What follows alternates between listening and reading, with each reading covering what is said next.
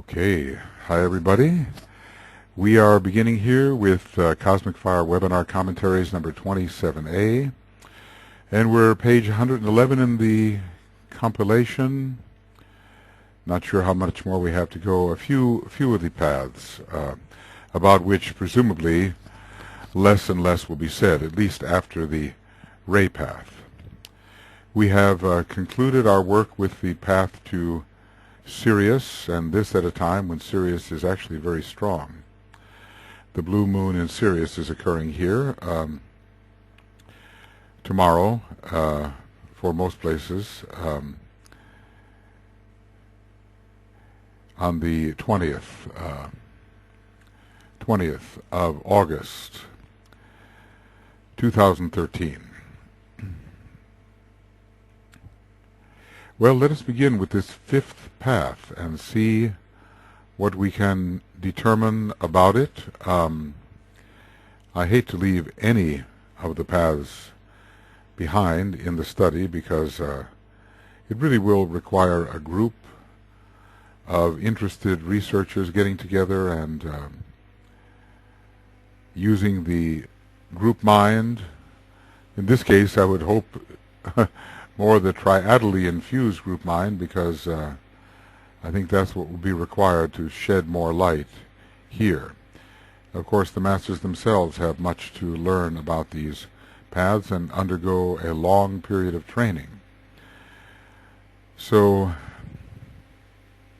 from what source is it that Master DK knows about these? It is maybe somewhat academic. But he is a great academic. In other words, there's so much that he knows at first hand and so much that he knows academically, the way we are learning what he knows at first hand academically. So then, excuse me, we go on. It is difficult to know by what other name to call this path, as so little is known about it. In treading it, a man stays on his own ray. And which ray is that? The man, the adept, is the monad at this point, and so it must be his monadic ray. But then there are two, and we've already learned that fifth ray people or fifth ray monads can tread a path which leads to the cosmic astral plane and is called the path of magnetic work. So even the subsidiary monadic rays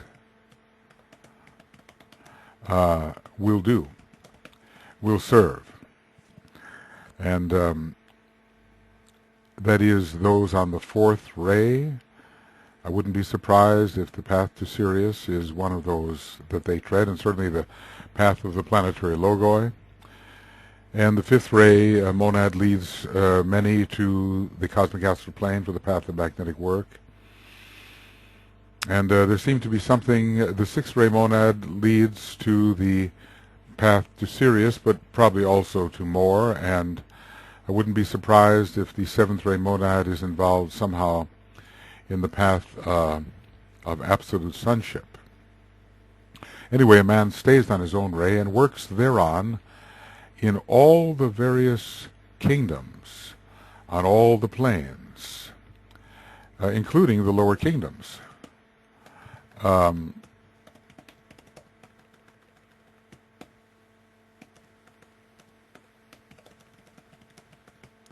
Carrying out the behests, all the various kingdoms. The higher ones too? Well, you know, the human kingdom, of course, probably the animal kingdom, plant kingdom, and so forth. But will he work here in the kingdom of planetary lives? What about that? Perhaps. But what about the kingdom of solar lives? Is that possible? Or is that too far for him to work? Carrying out the behests of the Lord of the world and under his direction. So, for a time, the man works within the planetary scheme. and is not being transferred to some other place for instruction. It carries a man to every part of the solar system, yet links him definitely with the synthetic ray. So the indigo ray, above all, every part of the solar system. So he's working on all the different planets, or the ray streaming forth touches all the different planets. Are we saying that the ray on which he expresses streams forth and covers all planetary logoi, or covers, or at least touches all planetary logoi and intra-systemic lives? Well, we don't have the time equation down, because obviously these paths are long, and just as one works in the human kingdom over a very long period of time, it's my guess that work on these paths takes a much, much longer period of time than anything we have experienced as human beings. So he is linked definitely with the synthetic ray, but persists upon his own ray, presumably his monadic ray, and presumably a ray which can be any one of the 7 monadic rays, but perhaps one of the 3 higher monadic rays may also be involved. It is a very complex path, for it necessitates a capacity for the most intricate mathematics. It is, after all, the 5th path.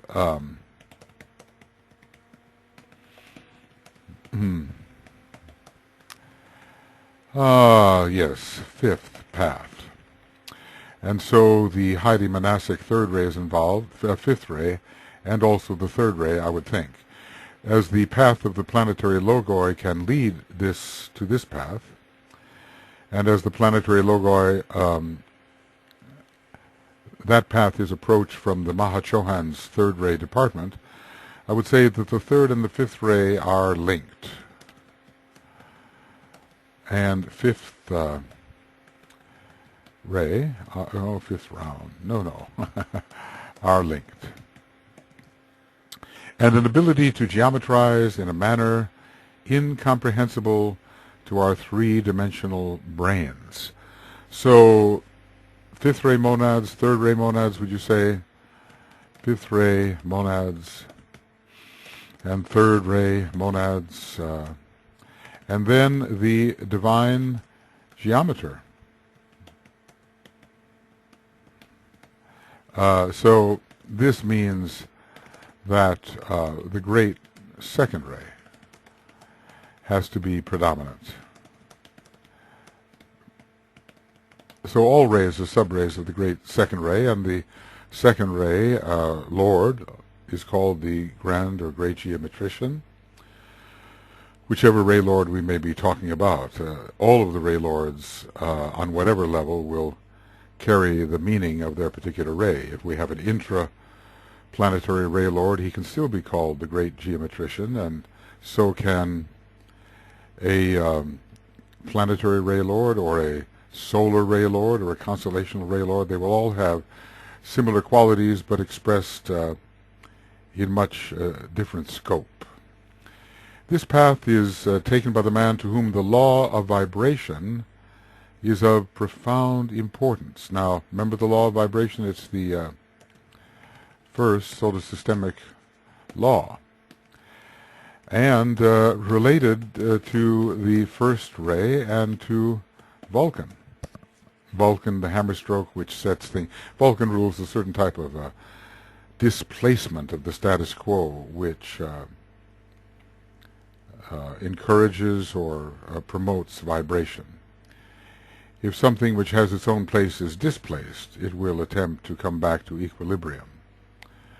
He works first in the council chamber of the Lord of the world at Shambhala. So, well, I suppose in this way, he is like those upon, or some of those, like some of those upon the path of the planetary logoi, who also work under the Buddhas of Activity and Sanat Kumara, unless transferred to Jupiter earlier, manipulating the law of vibration on his own ray. And that's a very interesting idea. There are probably there are basic ray frequencies, but there must be correlated but different ray frequencies, as that ray expresses on different planes and subplanes. So it's all a question of where the ray will express and at what frequency. You can see that the fifth ray is involved with this.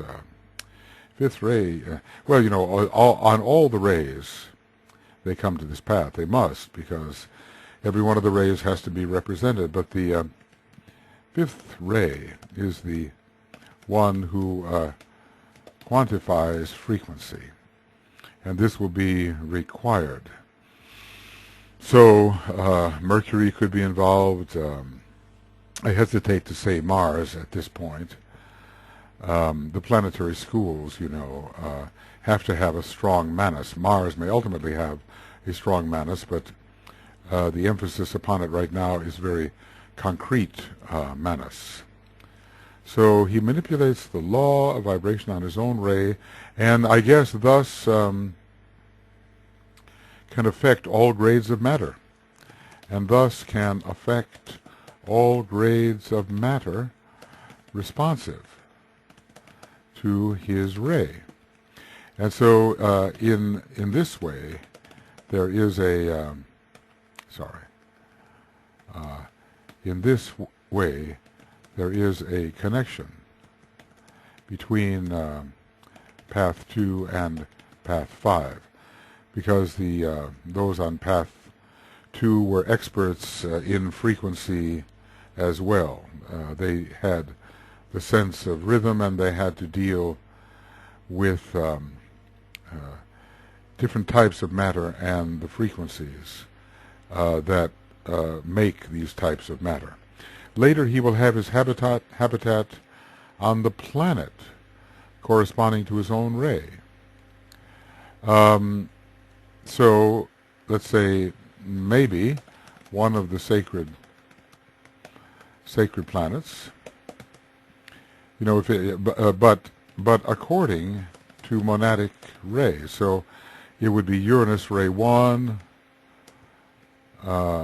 Neptune ray 2, Saturn ray 3, Vulcan perhaps ray 4, speculative, Mercury perhaps ray 5, Venus ray 6, and maybe Jupiter ray 7. This is from the monadic perspective.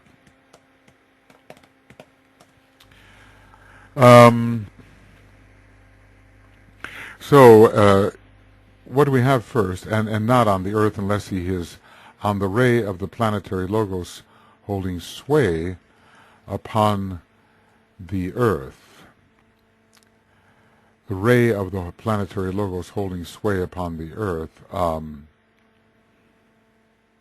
Well, in other words, what if the Earth is expressing predominantly the ray 2 of its soul?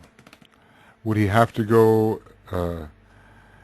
Would he have to go to another planet which had ray 2 as its monadic ray or its soul ray, or could he stay on Earth? So far what we have is work on Earth, work on the planet corresponding to his ray. I suppose I should really capitalize every his there. I mean, these are high initiates, but it's a little in general and in the abstract. When we deal with the planetary logos or solar logos, of course, we capitalize the personal pronoun. So there's some inconsistency there, I realize. But he starts on Earth, and he may remain on Earth on the ray of the planetary logos, holding sway upon the Earth. Not on Earth unless he, well, in other words, what would the planetary logos of, let's say, the Jupiterian logos has a strong second ray. And if the second ray soul of the Earth, of the planetary logos of Earth, is strong, then Earth may provide ample opportunity. Same for the second ray monad of Neptune. Maybe he doesn't have to go there if the ray of the Earth, which is emergent at the time, is the same as his monadic ray. So the ray of the Earth emergent at this time is the second ray, and if he has the second ray monad, well, maybe Neptune would be his destination. Maybe Jupiter. We have to think here, could a second ray monad benefit from work on Jupiter with its second ray soul?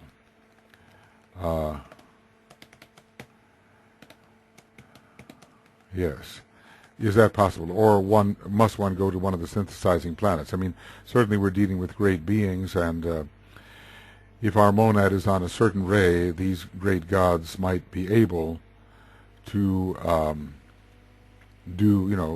carry out the necessary training. But it says to the planet of his ray. He goes to the planet of his ray. Very complex path, law of vibration, profound importance. He works first in the council chamber of the Lord of the world in Shambhala first. So he's on the hard line here, really. It's a hard line path, manipulating the law of vibration on his own ray. Later he will have his habitat on the planet corresponding to his own ray, maybe one of the sacred planets, but I have to put the word perhaps in here. But perhaps according to the monadic ray,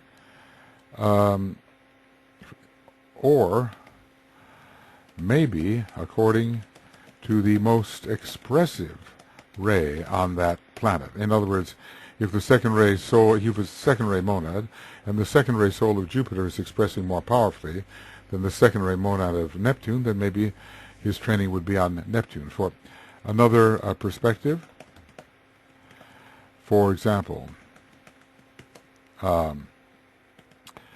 if the second ray is his monadic ray, but Jupiter is expressing through its soul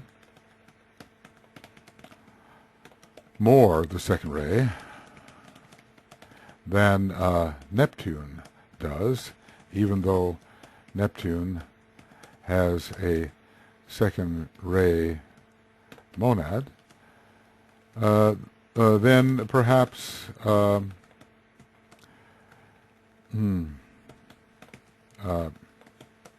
Jupiter would become his habitat. We see that different paths can lead to the same planet, so it seems. And there are conditions existing in the planetary schools on the different planets which can take those on different paths. So different paths can lead to the same planet. For instance, we're told that the path of the planetary logoi may may lead to Venus from the Earth for further training, but maybe the path to Sirius does as well. in as much as they have a similar ray structure. I'm not sure. Somewhere I seem to have gotten that idea.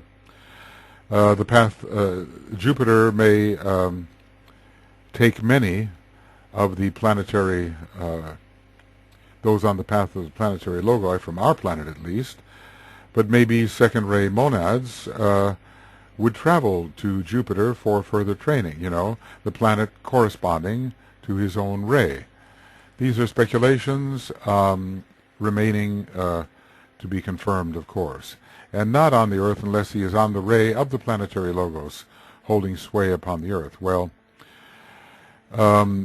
presumably there are greater planetary logi than Earth, and depending on what the Earth is emphasizing, they will have an influence. Let's just say that with Earth beginning to emphasize the second ray through its soul, with Earth beginning to emphasize the second ray of its soul, maybe it could be said that Jupiter, as I say, holds sway upon the Earth. It's a peculiar form of wording, and whenever you find the Tibetan offering a peculiar form of wording, someone who understands English and all of its subtleties, especially in work with Alice Bailey, to such a great extent, we have to watch out, because he may be hinting at something that a more conventional form of words would not reveal. Later again, as his evolution progresses, he will pass to the sun. Okay. Work on Earth, work on the sun. He will pass to the sun. Then, having mastered all connected with vibration in this system, he will pass to the cosmic system. And this is presumably the system of a cosmic logos. Our cosmic logos, perhaps. We'll take a look. Work on the sun. I think it's our system. Work within our cosmic logos, going off his own ray, which is but a subsidiary ray of one cosmic ray, onto the corresponding cosmic ray. Well, corresponding, does that mean exact? Suppose he's somehow a six-ray monad.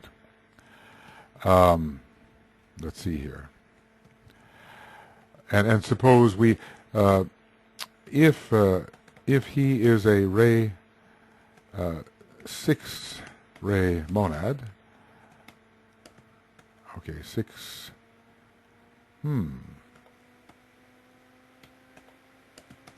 that's the second ray monad. What about six? Nothing.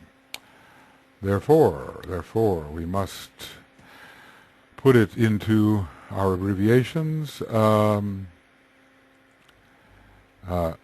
Sixth ray monad.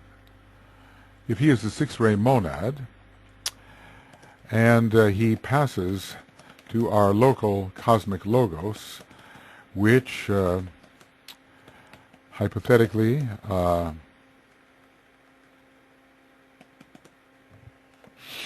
is a solar plexus, and therefore has a strong sixth ray.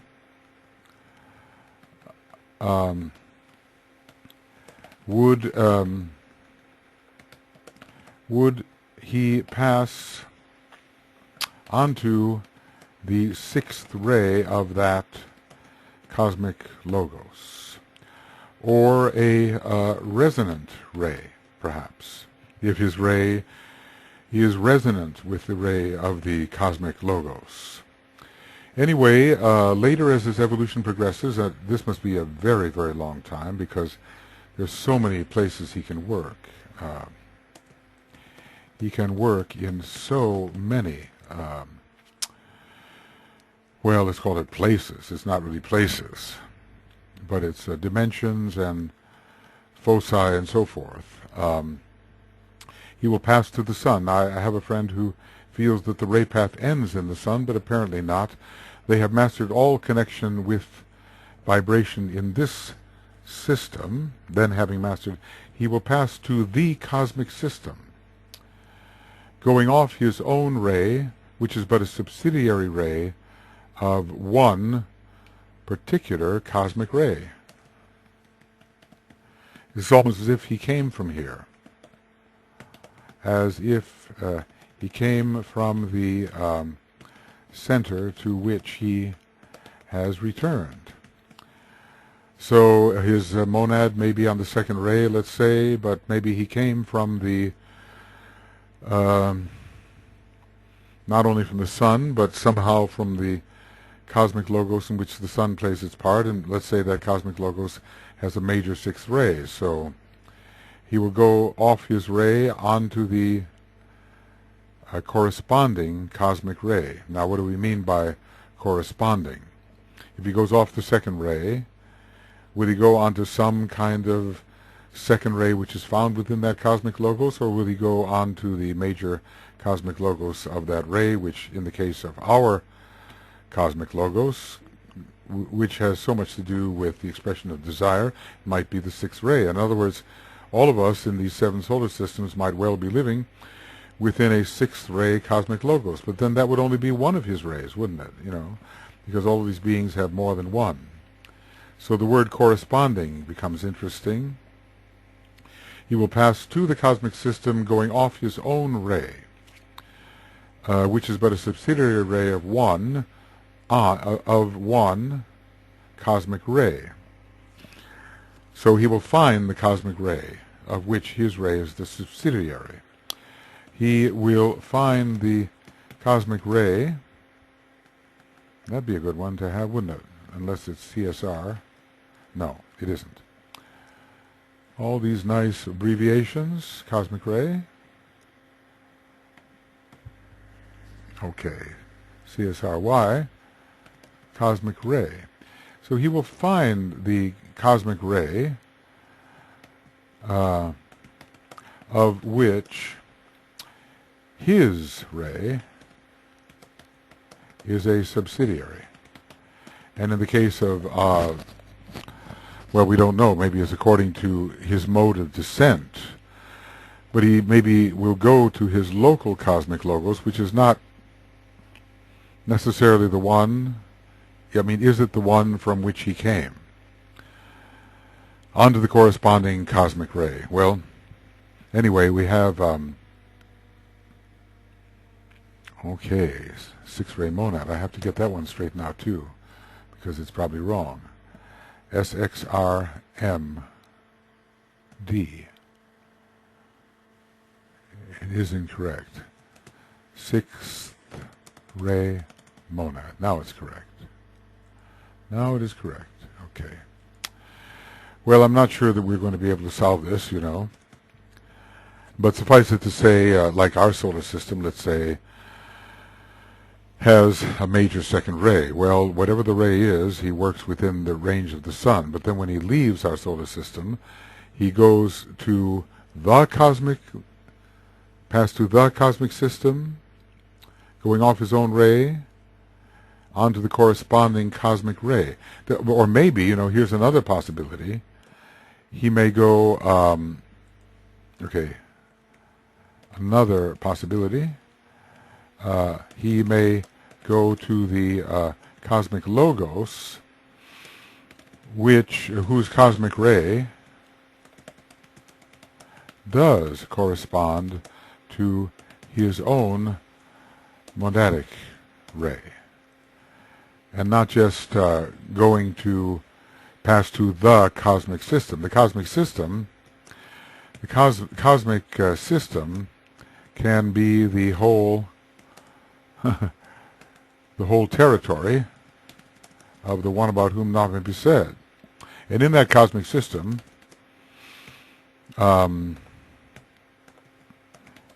he may find the constellation Logos, NL, whose cosmic ray is the same as his. For instance, maybe if he was a second ray monad, he would gravitate not immediately to the immediate containing cosmic logos, which contains our system, but he might somehow be transferred to that center in the body of the one about whom now we said, where the principal ray being expressed is the second ray. Now, of course, we've been debating just what that is. Is that Orion?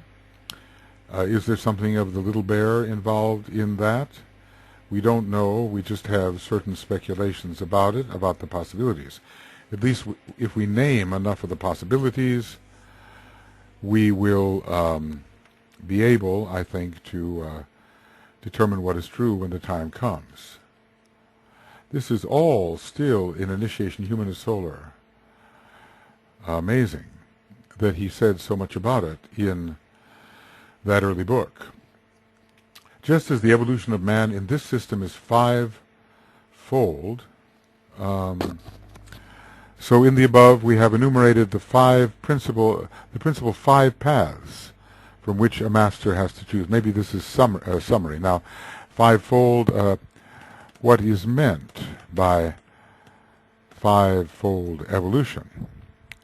The five initiations, possibly, or let us see, physical, astral, mental, personal, and egoic. Or maybe there's another way to do this. What is this fivefold evolution of man? The egoic lotus has, from one method of counting, 5 parts, 4 tiers of petals, and the egoic lotus, and the jewel in the lotus. Okay, that's one way. The monad, the triad, the soul, the personality, the vehicles. Is that another way of looking at it? Or monad, spiritual triad, egoic lotus, a personality, and elemental vehicles. Vehicles. Well, it's hard to say what he means by fivefold, because we do have 7 principles. And but certainly the mastership, in a way, stops at the 5th plane. So we could say that we as human beings evolve through 5 planes. And after being a master, we are no longer technically a human being. So in the above we have enumerated the principal 5 paths from which a master has to come. The remaining 2 can only be touched upon still more briefly. So here, this is Initiation Human and Solar, and he's kind of preparing us for saying not very much maybe on the last 2 paths. For they hold but a very few of the evolving sons of men, owing to the high point of attainment necessitated for their entrance, though you can transfer from path to path. So if one on a less demanding path develops the necessary qualifications, it's possible then to switch to path number 6 or 7. And yet the human beings, or the sons of men, or the members of the 4th creative hierarchy, which stay for Earth service, are immediately transferred to one of these paths, or do they go through certain other paths on the way? It looks like those who are on the path of magnetic work are directly transferred to the path of absolute sonship. You would say, or do they go through other paths to do it? But I seem to recall the impression that they are transferred more directly, and all of them, onto the path of absolute sonship. And the fact that those who enter upon them pass out of the system altogether, and we might say the remaining 2 can only be touched upon still more briefly, for they hold but very few. It may be that those on the 5 paths do not pass out of the system altogether, at least not immediately. Now, if there's the idea that all the paths really lead to some chakra, which is a constellational chakra, and the one about whom naught may be said, that all on these paths will eventually pass out of the system. Although some people have said, well, our solar system is the destination of one of these paths, but I think when we say our solar system, it could be our cosmic logos. Is there a particular type of training given within our cosmic logos on this ray path? We have to, we have to proceed with caution. And the fact that those who enter upon them pass out of the system altogether. They do not lead to Sirius, as do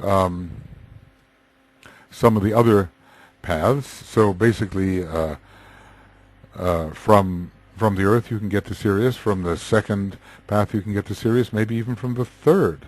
Maybe the ray path exchanges with Sirius possibilities, but those on path 6 and 7,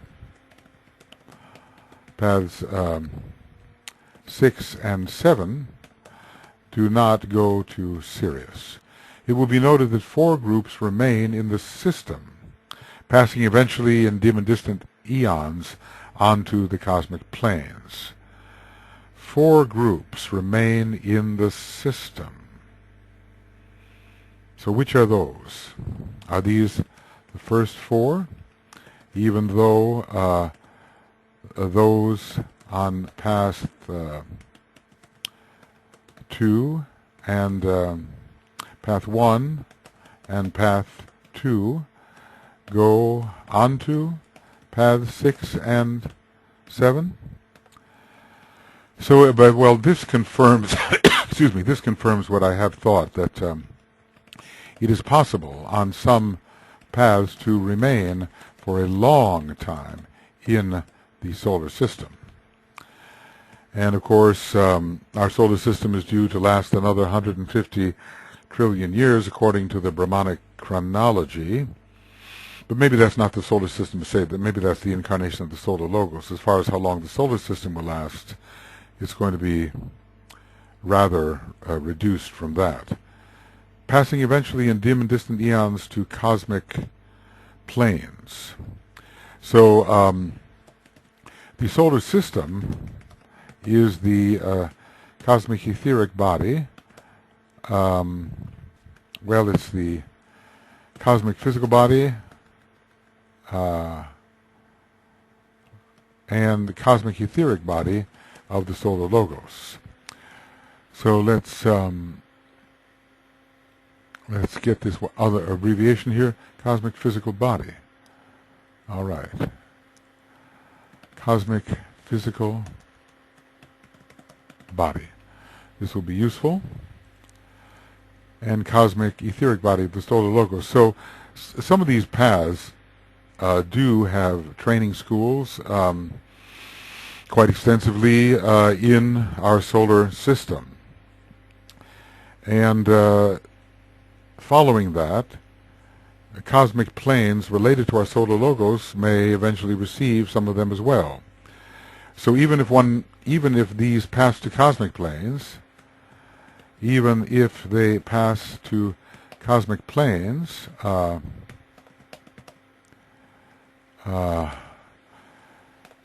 they still may be in the ring past naught of our solar logoses,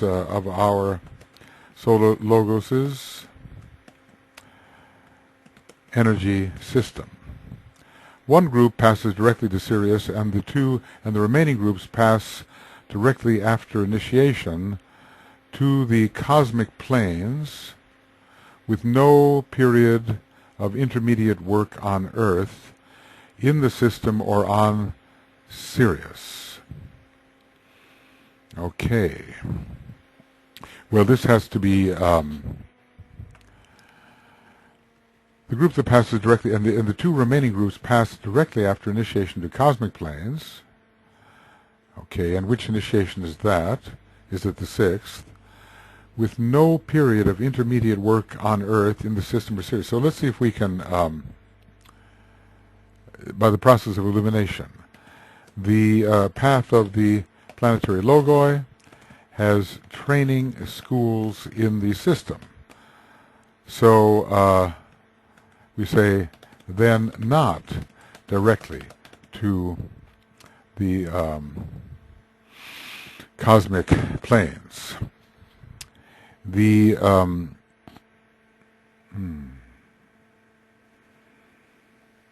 well, after initiation, those on the path of Earth's service remain in the system, and perhaps for a long time.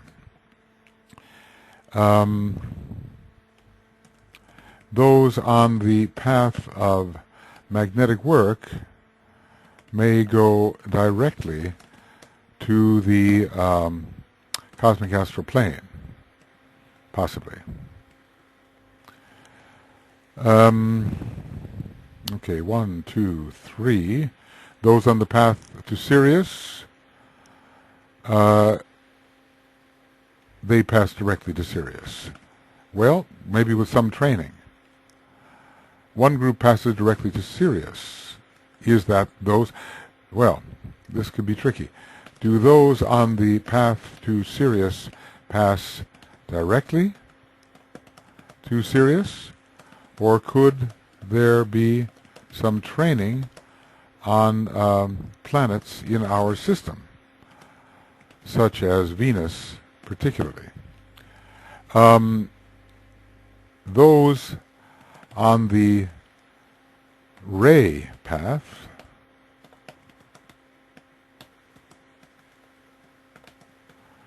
okay, so let's do the ray path here. R, P, T, H, ray path. Pass to planets within the system. Pass to planets within the system which have corresponding rays. So we have remaining within the system, or remaining within the system, we have the path of the planetary logoi, the path of Earth service, the path to Sirius perhaps, and those on the ray path. This leaves only those on the path of the solar logoi and the path of absolute sonship. Only those two remain. All the others seem to have intermediate work in the system or on Sirius. The path of magnetic work may not have intermediate work. We would say this, may not have intermediate work.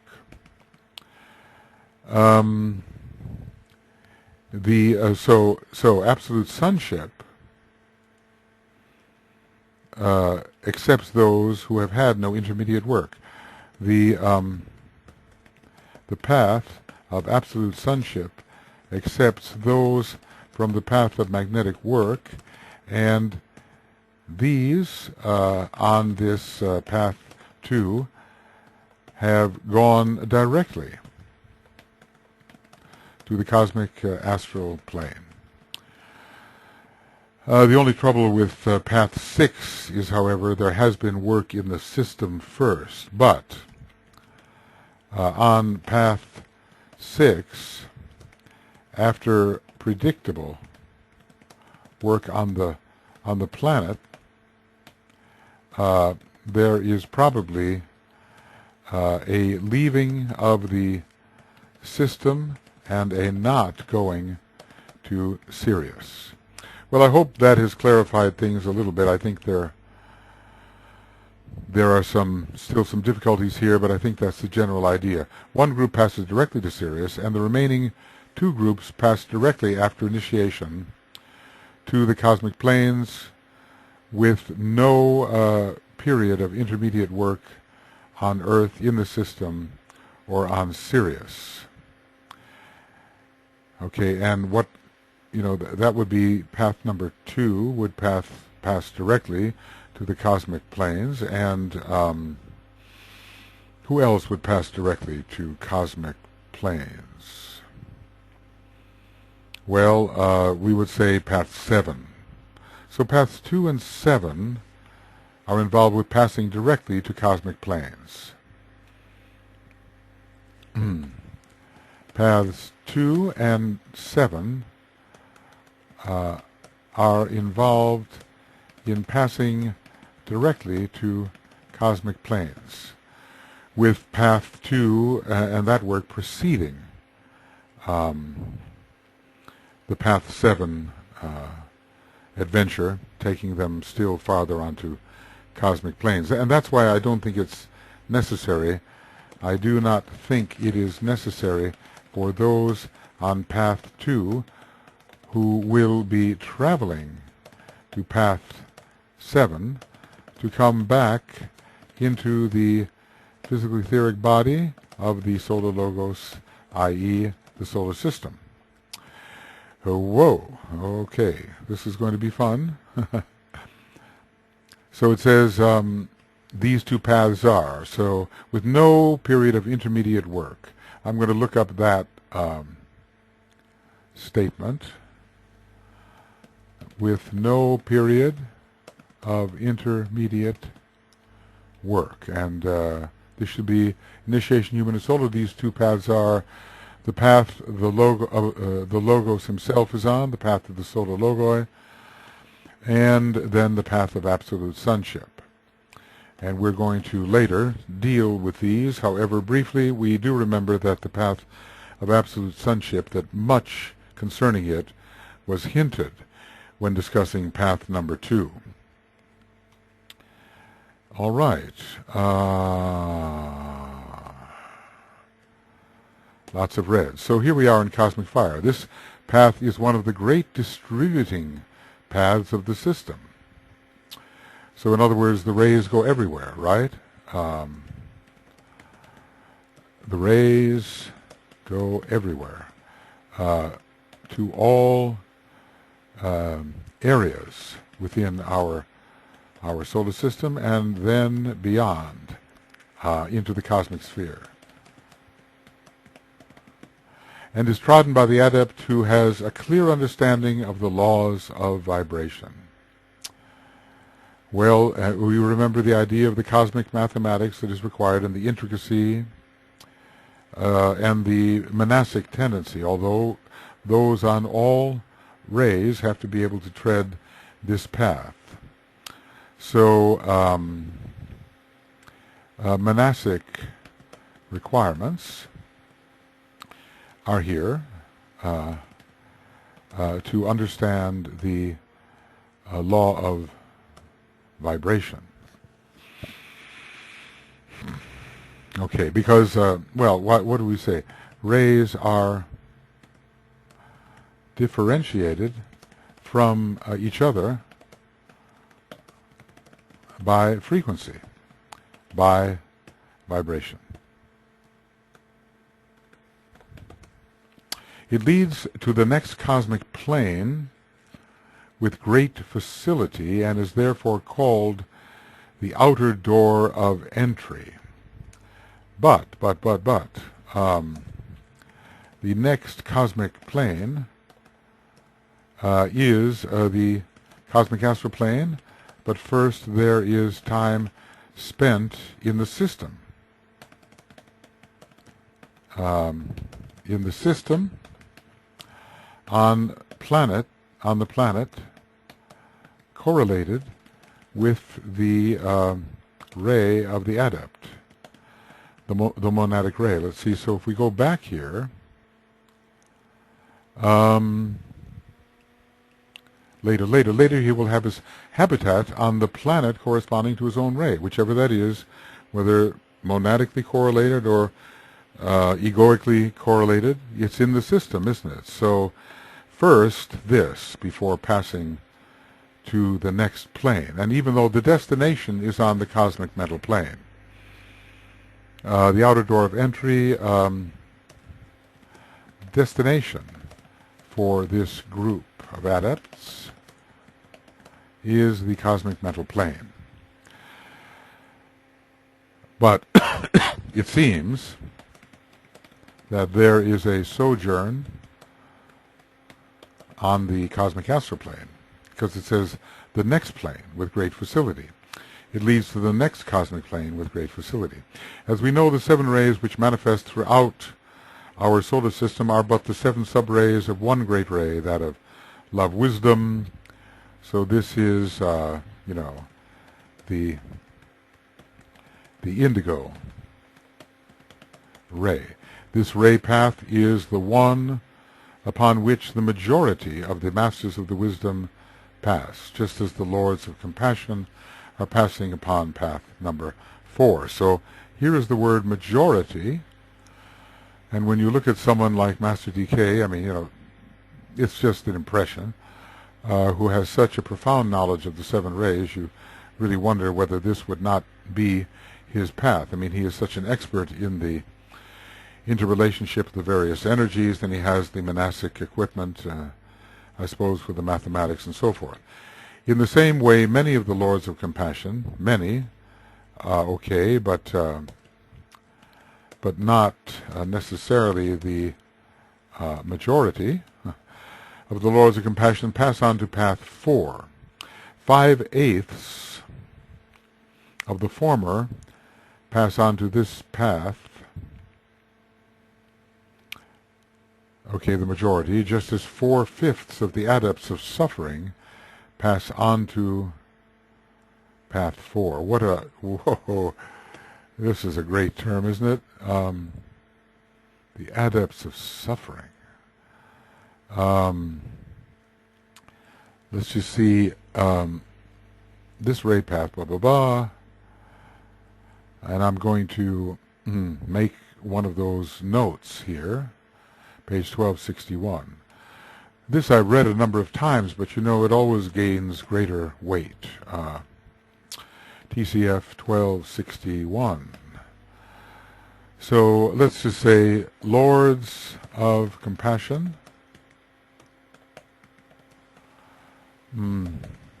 and adepts of suffering. I guess, I wonder if there are any souls that would like to be called that, Okay. Well, let's, yeah, here we go. Lords of compassion and adepts of suffering, and then I'll add to it ray path and path to Sirius 4. All right, so the majority, now, the majority, 5/8 of how many billions, eventually? 5/8 of the masters of the wisdom pass on to the ray path, leaving 3/8 to go to other areas, probably not Sirius, but maybe depending on the ray, I suppose, but, the planetary logo is one possibility, and, well, I would think that also the path of magnetic work is a strong possibility, because not so many either go on to the path of Earth service or onto the path of the planetary logo. So if 5/8 pass on to the path number 5, this path, and let's call it path 5. Oh, what is this? Okay. Oh, no, I see what I did. Oh, adepts of suffering, okay. So I have to get this. Well, I think you see what I'm driving at here, that if not many of the masters of the wisdom pass on to paths 1 and 3, and if 5/8 pass on to path 5, then path 2 must receive quite a number of them. It does require some monastic training. Just as 4/5 of the adepts of suffering pass on to path 4, and one would expect the other fifth, the other 1/5, if we could, 1/5, to pass on to path 2. In considering these numbers, it must be borne in mind that the figures are of very great magnitude. Well, they will be, certainly, because humanity has how many billions of monads? Well, we don't know exactly. We can say 60 billion, but we may be talking more of what is going on in the entire system rather than just on Earth. I've never been able to solve that. 60 billion human monads is too few for the entire solar system, and dividing them across the solar system may leave too few on Earth, considering that 6/7 of human monads at any one time would be out of incarnation, although that can't always hold good, because we are told that the population of Atlantis was even greater than our present population. So there are, the facts and figures that are known to the masters help them make their conclusions with regard to the plan in a way that I won't say is infallible, but which is very likely to succeed. No plan can be infallible. The purpose is infallible, or the fact that the purpose will be expressed is infallible. So in considering these numbers, it must be borne in mind that the figures are of very great magnitude. 1/5 of the compassionate lords is a vast number, whilst 3/8 is a stupendous number of monads. In other words, billions. Let's just leave it at that. We can't say how many. We're told sometimes, it seems, in relation to our planet and sometimes in relation to our solar system, that there are 20 billion Ray 3 monads, 35 billion Ray 2 monads, and 5 billion Ray 1 monads. But then one has to look at different divisions with monadic subrays, and one really has, and one has to consider that some planets are mostly Davic rather than human, so there's another 140 billion Deva monads, and maybe they are more distributed on different planets, and planets like the Earth may have more human monads than Deva, depending maybe on whether the planet is in a masculine or feminine incarnation.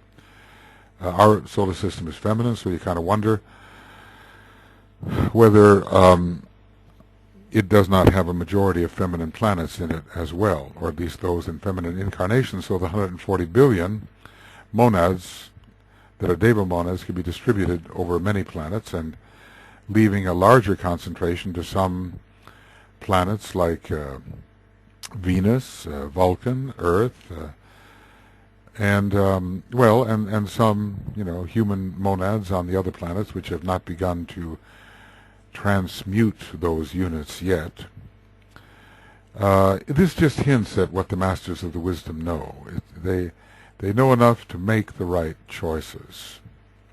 We must remember in this connection also that we are only dealing with the adepts of the 5th initiation, and are not taking into consideration initiates of lower degrees or disciples of many grades. Well, seems like these have been retained on our planet for Sanat Kumara's use in this period of crisis. And later, when mentioning certain hierarchical changes,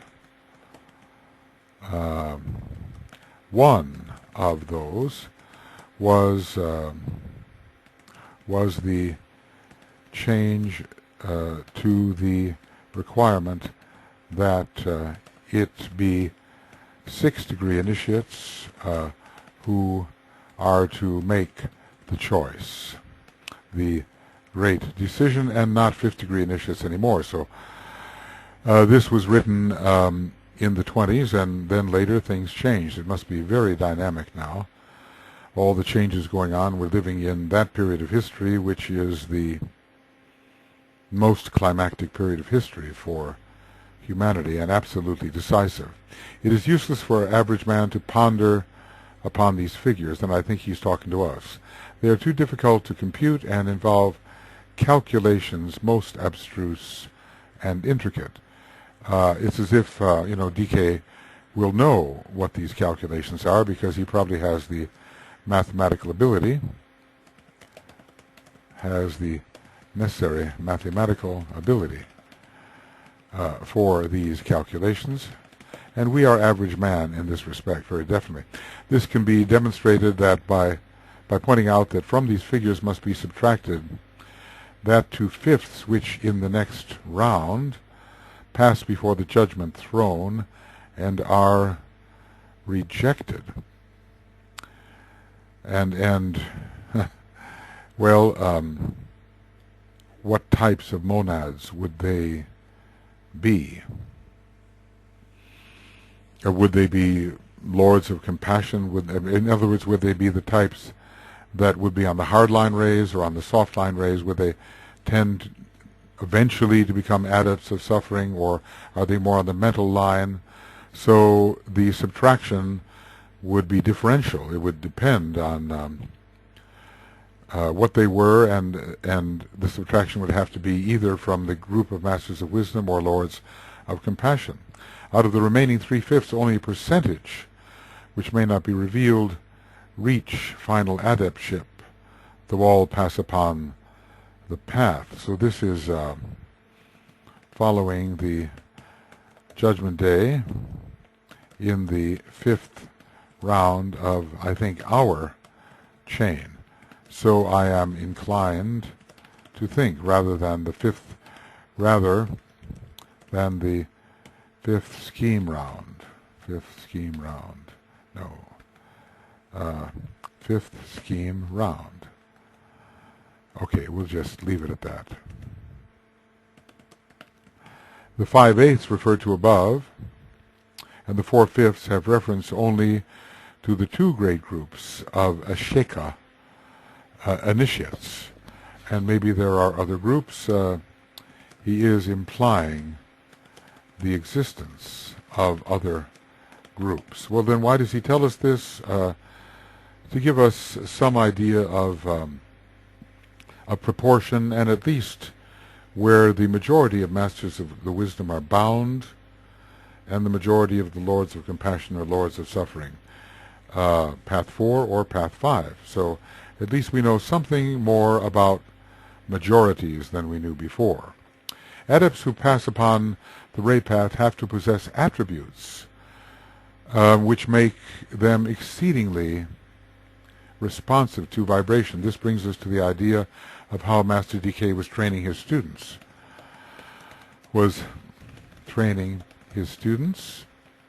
Asking if they were ever really responsive to his vibration. And then he mentioned the soul vibration, soul group vibration, ray vibration, and others. So this is a question of sensitivity to frequency and quality, sensitivity to vibratory quality. Sensitivity to vibratory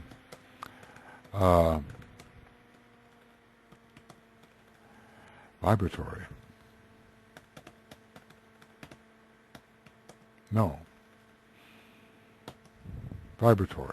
Well, we should be able to get that. Vibrantly, vibrating vibration, VIB. are, let's just say Y, vibratory. Vibratory quality. Okay, quality.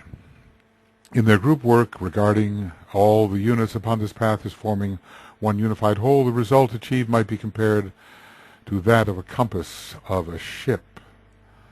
Okay, it's very directional. We might say very directional. And in talking about all the different rays and whither they tend, I'm reminded of the law of repulse. And every time we say the direction of ray 1, the direction of ray 2, and so forth. Okay, how did that happen? Ray 2. They respond primarily to basic vibration, though not through sensation, but through that which is the outgrowth of sensation. Okay, something higher, which detects impacts and understands the quality of those impacts. It is a form of realization which is the cosmic correspondence to the reaction which comes when the skin is touched. Yes, okay, so this is understood. And this can operate on the higher planes, and we feel the nature of that which has touched the skin. And much more subtly, we feel simply the nature of vibrations. We feel the nature and quality and frequency of vibrations in training for this path. So it must mean that the majority of the masters develop quite a facility at this. It is not consciousness, but knowledge through vibration. It seems automatic. It seems immediate. They are themselves identified with a certain vibration, and they respond to that vibration alone, which is the higher correspondence upon cosmic planes. Other vibrations they ignore. So there is, interestingly enough, there is an insularity here, and a non-receptivity to qualities of energy which are not germane to their purpose. How do we spell germane? Is that it? To their purpose. Okay. All right, friends. I think we are there. We are there. We're more than there. So this is the end of Cosmic Fire Webinar Commentaries 27A. Path of Higher Evolution Compilation, page 116, and beginning of Cosmic Fire Webinar Commentaries 27B, Paths of Higher Evolution Compilation, page 116. Okay.